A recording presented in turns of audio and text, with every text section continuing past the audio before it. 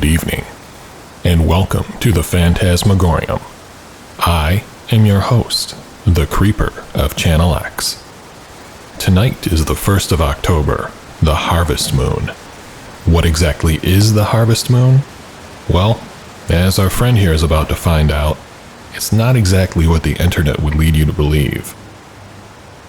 For your pleasure, and perhaps a bit for your safety, we now present Harvest Moon. Every last full moon before the autumn equinox, that is, when day and night both occupy almost exactly the same length of time, people around here start to get jittery. And they have good reason to. This day brings with it not only an end to the warm days and nights of summer, but with it comes the cold sting of impending death. We call it the Harvest Moon. On the night of the Harvest Moon, your responsibilities are clear. 1. Be sure you have all of your gathering and chores done before nightfall. 2. Make sure all of the animals are put away, except for one of each. Leave them in the field. 3. As of nightfall, lock your doors and turn out the lights until morning. Cover your windows if possible. 4. Whatever you do not go outside after dark. Legend only reports that the harvest moon was used to provide farmers with light to help us with our nighttime crop gathering. But most of what you read hides the dark side of the harvest moon. Nobody wants to acknowledge that it exists. They'd rather bury the truth than be burdened with reality. And nobody knows this truth better than I do. When I was 9 years old, the kids at school used to taunt each other with the oncoming harvest moon. They'd tease you and tell you that it was coming for you. That it was going to eat you. Some of the bolder kids would also make claims to have seen a creature who comes to take the children away on the night of the harvest moon. The official name of the creature? The Lord of the Harvest. This is how the adults knew him. The kids decided on a much cuter nickname. They called him Harvey. They would chant, "His arms and legs are long like trees. He'll hang your skin so it flaps in the breeze.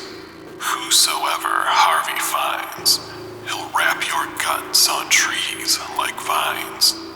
Try to run, try to hide.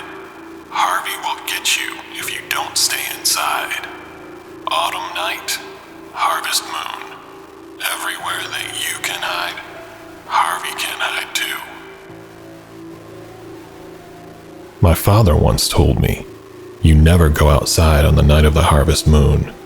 No good can come from it. It brings nothing but death." This particular year, some kids dared us to meet them after dark to try and get a look at Harvey. Probably 12 of them said they were going to be there. I told them my dad wouldn't let us outside on the night of the harvest moon. Of course, they teased me relentlessly, saying I was scared like a little baby. I finally relented and told them I'd do it. I agreed to meet with them after 10 p.m. to make sure my dad was already asleep.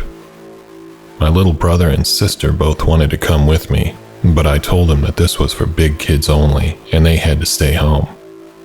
I promised I'd tell them all about it afterward, as long as they didn't tell Dad. I showed up to meet those kids in the schoolyard a few minutes after 10, and saw that only 3 other kids actually showed up. Boy, those other ones were sure gonna get laughed at for being scaredy cats the next day at school. The one kid, Tommy, who was known as a bully, asked me, "You sure you want to do this, kid? You look kinda skinny and pale. I'm not sure you're gonna make it," he said with a sarcastic grin.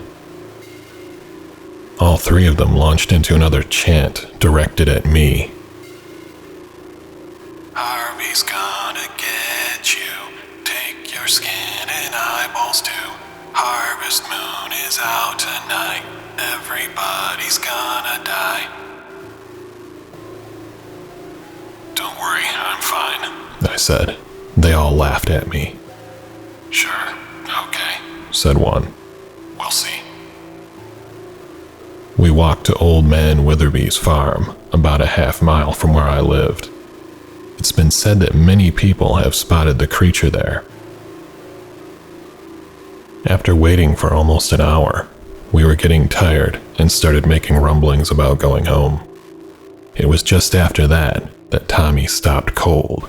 Shh, he said to us in a loud whisper. The next several minutes were a blur. Right after Tommy whispered to us, something grabbed him and pulled him away so fast that we didn't even see it. It was just two long arms snatching him out of the darkness. The rest of us started screaming and got up to run. This way, one of them yelled. We followed. As we ran toward the barn, another one of the kids, Josh, was snatched up from right next to me. I looked over my shoulder, and all I could see was a large, tree-like figure. Must have been at least 12 feet tall. I screamed, and then reversed course and started running off in another direction, toward where I live. The creature must have kept following the last kid, Jimmy, toward the barn. I heard one last scream as I was running home. The next day, Jimmy wasn't at school. By the end of the day, we were told that Tommy, Josh, and Jimmy were all missing. And later, at home, I was told that entrails were found all over Witherby's farm.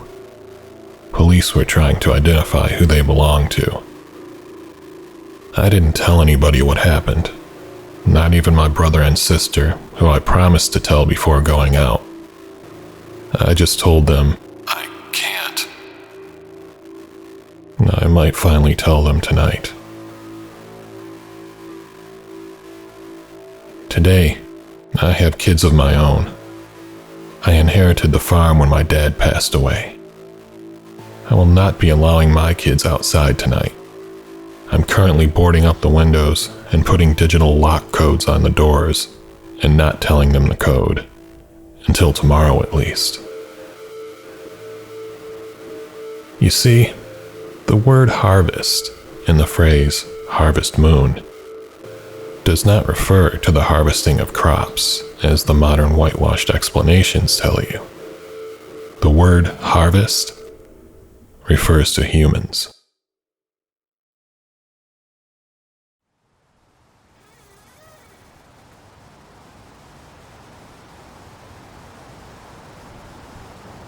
Remember, kids, stay in tonight.